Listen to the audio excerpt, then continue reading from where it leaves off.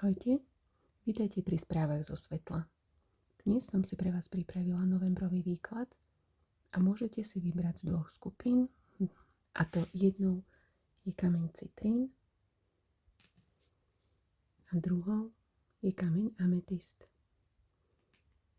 Porozmýšľajte, ktorá sa vám viac páči a ja začnem skupinkou citrín. Takže začíname citrínom. Povieme si niečo o hlavných energiách, ktoré nás obklopujú, čomu sa máme venovať a aký bude náš mesiac november. Čiže skupinka, ktorá si vybrala citrín, máme následovné karty. Túžba, túžby, z čakrových kariet,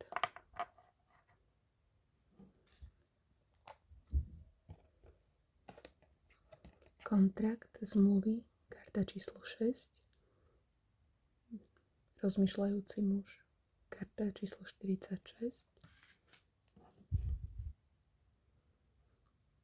ako to bude tento mesiac vyzerať. Tu si myslím, že riešime vzťah, riešime lásku, riešime nejaké túžby.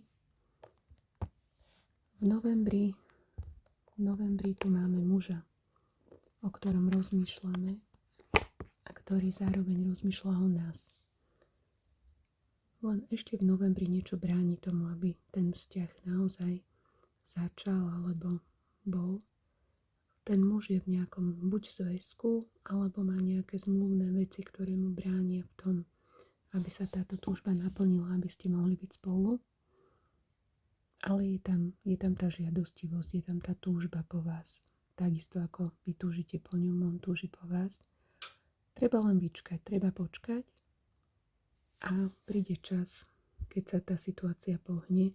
Najskôr však musí vyriešiť tú svoju situáciu, kde má nejakú zmluvu, dohodu, už daný sľub, môže byť vo vzťahu, môže byť pracovne preč. To je to, čo mu bráni, aby vykročil smerom ku vám. Takže v rámci tohto krátkeho výkladu si myslím, že november bude o tých túžbách a o tom možno písaní si alebo takom flirtovaní, ale ešte nejakým vážnejším krokom smerom ku vám sa ten muž zatiaľ neodhodlá. Ale držím palec, možno v decembri sa situácia zmení. Toľko pre prvú skupinku. Krátučký novembrový výklad. Ďakujem za pozornosť. A pozrieme sa na ametistovú skupinku. V akých energiách sa nachádzate, akú oblasť máte riešiť. Máme tu tretie oko. Karta číslo 36. Je to 6. čakra. Máme tu nejakú búrku v myšlienkach, nejaký podvod, v akých energiách sa nachádzame a ako bude november vyzerať. No, táto skupinka ametistová má trošku zložitejšiu situáciu. Čakajú nás problémy, treba dať hlavne na svoju intuíciu, nenechať sa oklamať.